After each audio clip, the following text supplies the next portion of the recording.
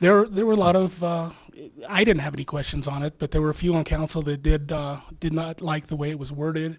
And then when you went to the international website, there were other terms, but like I said, I had no problems with it. It was basically just asking us to be compassionate to each other on a day-to-day basis. I try to do that anyway, but you know. So the question is, would you like to see it I would come back and to take another look at that? Yes. Chart? Short answer is yes on that. The way they there were just so many side questions that weren't answered, and I think that maybe if we came back again and took a look at it, we'd be able to. Or they have all the questions that people asked. Maybe if they went through, looked at all that again, and brought us back a different way to look at it, it might help to convince some of the other council people. Okay. Thank you. Okay. Fair enough. Ms. Boster, are you familiar with what happened? So you can address it. I believe so. I didn't get a lot of information about that, so I wasn't quite sure what happened and what the dispute was. So I think I would definitely be open to having that group come back, or another group that wanted to support charitable efforts or charitable giving in Cheyenne. It does seem like sometimes there's a lot of fear, and new organizations or new ideas come up, and then they kind of get shut down quickly. So I think we need to always be open to new ideas and new groups coming in if they've got something to bring forward. So I'd be open to that. Okay. Do you feel comfortable addressing at this point, or would you like to just pass on this? I would, the word itself. I support compassion. I'm a compassionate person myself, though. So that's why I bleed for the homeless, though. Right. So, but the thing is, I'm also concerned about what wording they were saying, though. Mm-hmm. So. Okay. Well, depending on who's elected, you may have a chance to get another look at this charter. I have no problem with that. I'm for that, though. I just want to be. I just don't want to see it in detail, though. Sure, absolutely. Okay. All right. Thank you. So maybe the question was sort of a stretch. Let's go to. So topics have come up, the commons, and the municipal court has come up, and so I guess starting with Mr. Roybal, yeah. Have those projects, the progress has been a little rocky. Can you what has helped? What has made these projects, the commons and the municipal court, kind of maybe get redirected? Is it lack of planning? Is it lack of due diligence from the city council? What has the council learned from these things not progressing as planned? Nice weather we're having. I hesitate to point fingers at anyone, or to say that this was wrong or this was wrong. I think in the beginning it was a lack of communication, a lack of a single direction. And once, tell you the truth, once the new administration took over, we started getting that point of direction that we needed, and that we became, as a council, more or less cohesive on some of those projects. With the commons, it seemed like they didn't want to, the city didn't want to, or the administration didn't want to run it. We did. So we basically took it away from them and made it happen.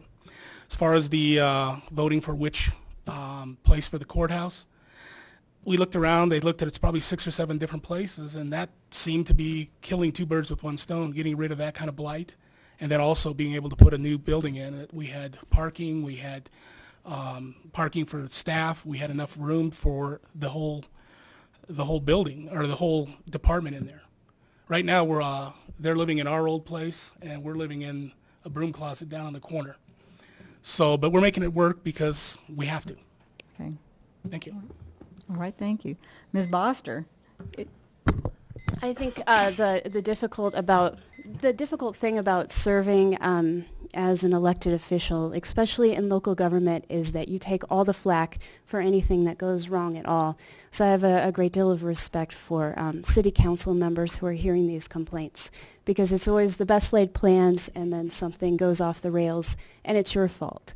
And sometimes hindsight teaches you that you should make different decisions, but also sometimes it's that you're going to get beat up a lot as a political official But as long as you've made the right decision with the right amount of information, you're probably in good shape. So I think the City Council is going to get a lot of black eyes right now. But I think in 5 years, we're going to be very grateful for the Commons. And I think we're going to be grateful to have use of that building right now, which is really an eyesore and is just dead weight in downtown. Going forward, though, this has been a rocky process, so I think you've really got to look back to the bidding process for specifically the Commons and make sure those processes were followed, and also that contractors know that work orders are not an option except for in very rare circumstances, and set that precedent so you don't have increased costs and surprises going forward, if at all possible. And things do happen, but I do think history helps the future, but sometimes you just make a decision and really hope that it works out for the best, and it should. Okay, thank you. Mr. Manalo, you want me to repeat the question? Sure. It was about the Commons, which they run into some hiccups, let's just say, and the municipal building has been kind of looking for a home, and as Mr. Roybal said, it's living here in the meantime. There was a sixth penny that was voted in for that, but that also seems to be ran into some roadblocks. And I guess if you can address what went wrong, was that something that the City Council can fix? Was it lack of planning or lack of due diligence or just one of those things? How do you view those two projects? Well, for me, as long as there's transparency in all of this, I don't see anything wrong with it, though. It's something that I think it should be done. So it's just that we should be more transparent to it, and the contractors. Let's get the contractors that has a good track history of completing projects instead of not completing projects. So let's hire the best, though. Make sure that the best is being hired to fix the things that has to be fixed, though. Mm-hmm. Okay. Does anyone want to use the extra 15 minutes to address the whole ever so briefly, or do we want to? 15 seconds. Yes. Thank you. It'd be hard to talk about the whole for 6 minutes and not repeat yourself. Okay. I stand corrected. But does anyone want to use this extra time to address the whole, which you didn't kind of really get into, which is fine. It's still a hole, but it looks like there's a plan. Did you want to just very quickly? Just okay, Mr. very Roybal. quickly. For the longest time, the problem with it was owned 2/3 by whatever company and 1/3 by the city. So getting both of them on the same page was really difficult to get that project up and going. What we did with Leeds is we sold them our part of the hole. They bought the other part. So now we have, again, a whole hole, so that we don't have all the title problems or anything like that when we do get a contractor that's willing to take it on. Okay. Does anyone else want to address the whole briefly, or shall we move on? After filing for election and in walking, what I'm hearing is nobody wants parking in the hole. But really, it's tough because it's a small space and there's not a lot of options there. So. Okay. Did you want to address the whole, Mr. Manilow, or? There's always a problem with parking. I heard that somebody paid like pennies for parking violations, though. I don't know who that is. I heard it in the newspaper. So even city officials are getting the flack out of it, though. And Mayor Orr got into it, too. Okay. All righty. So we have time for just a couple of questions left, so I'm going to have to do some parsing here. And this next question will start with Ms. Boster. And we're sort of relating back to that Charter for Compassion. There was the non-discrimination ordinance has come up repeatedly. It's passed in a handful of Wyoming cities, and their supporters say it's an economic issue and an equality issue. So where do you stand on the non-discrimination ordinance, which has been brought up here in Cheyenne and then either passed on?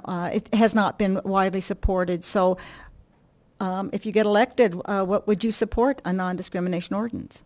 I would support a non-discrimination ordinance. And the reason why is I can't think of a reason not to.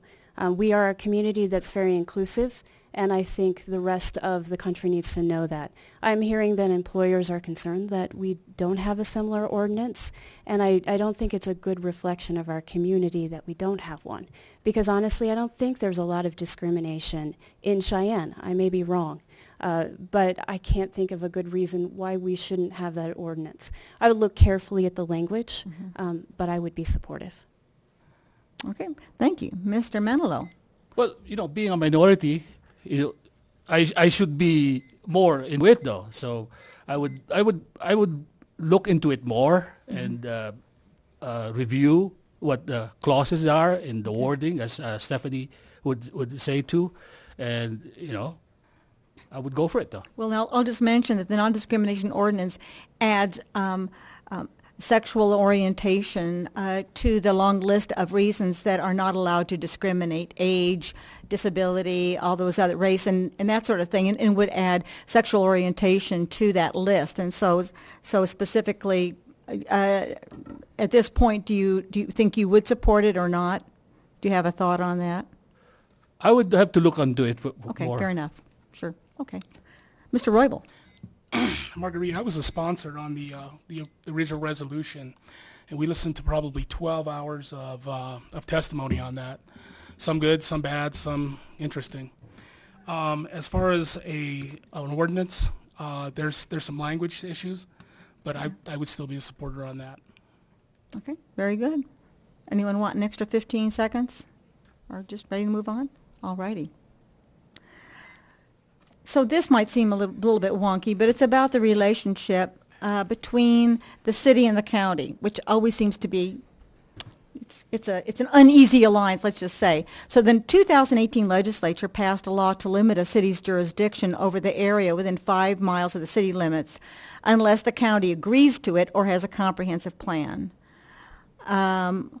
Under certain circumstances, should the city and county have to work together and the city does not get to fully exercise its jurisdiction for zoning, development, mostly, it's for development, do you like sharing those regulatory powers with the county? And I'm sorry if I've sprung something on you that you're not familiar with. This may go the way of the Charter of Compassion. But let's go ahead and give it a shot, and we'll start with Mr.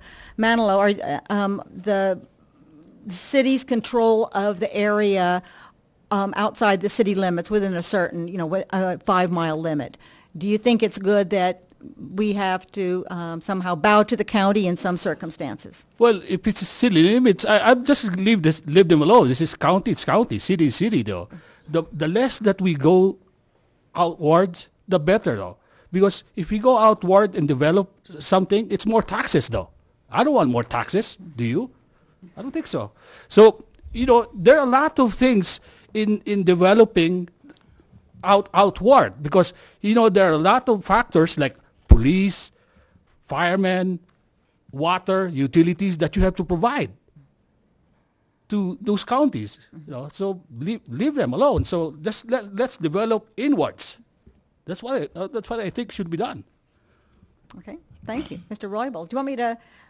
Again, it was sort of a rambling question, but Good. Okay. Good. The reason that we kind of, me personally, looked at that and went, "Ooh, that's going to hurt," is the reason that as the city grows, and as you well know, the Front Range pressure that's coming north, we're going to grow. And so if we're not able to help set the standards for what's going in the county that we're going to annex in a year or 2 or 3 or 5, then at that point, to bring it up to our standards, water, sewer, sidewalks, streets, it's going to be an increased cost on us. So at this point, we lost on that, but we'd like to work with the county and just keep this going, but I don't know if it's going to work. Sometimes it's been a little, our relationship's been a little fractious. But if we don't do it now, we're going to end up doing it in the future, and it will cost money in the future. Okay, thank you. Ms. Boster? Thank you. I think the city has to work with the county because the city is in the county. So, and we're all the same taxpayers, same taxpayer money, so we've got to figure out a way to get along. And that's not a new issue. That happens all over Wyoming. Coming from Casper, we had 5 communities, and Casper was the biggest, but we didn't want, as Casper, to act like we were the big town because we had 4 other municipalities around us, and we actually got along well with the county, Natrona County. So I think we could do that in Laramie County too, but I don't think it can be ego-driven. I think it's got to be respecting the positions of the folks and be willing to come to the table together, because really it benefits the taxpayers. And some folks who live in the county do not want to live in the city. And some people in the county want to become part of the city. So I think you've got to be willing to work together, because our lines are going to get bigger and bigger and bigger, and it's going to cost more money to the taxpayers in the long run. And our jobs as a city official or a county official is to represent the best interests of the taxpayer, and that's not fighting or power positions or ego play. So I think we've got to try. Okay, thank you. So that was the last question. Going forward, I know that you were not promised a summing up. I'll give you 15 seconds, though, if you have any parting comments to the people here. They were given a minute. Oh, it's not on your little list. But I'm sorry. To them. Okay, I'm sorry. So again, it was 1 minute to close. 1 minute and a half. Okay. Well, so we're sort of bumping up against Ward 2, although we only have 2 candidates there, so I thought I'd give you some extra time on this part of it.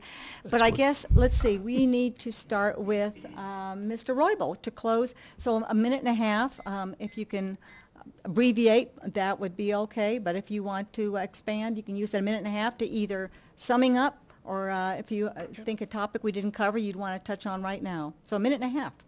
Thank you. I've spent probably 40 of my 59 years in this community. Well, 59. And I've done a lot of the volunteering. I've done, helping with stuff that the left hand doesn't know what the right hand's doing. And I think it's come back to help me in my quest for office, in that people recognize me. They know what I've done. They know my chops. They know that if you need Roybal, you can find him. And that's where I'm at. I'm not here to promise you I'm going to put a chicken in every... Oh, wait, I did put a chicken in every backyard, me and Johnson. But, I do the best that I can. I respond. I'm there for you if you need help. And if I can't help you, I'll tell you I can't. So all I can tell you is vote Roybal. Thank you. Thank you. Ms. Boster.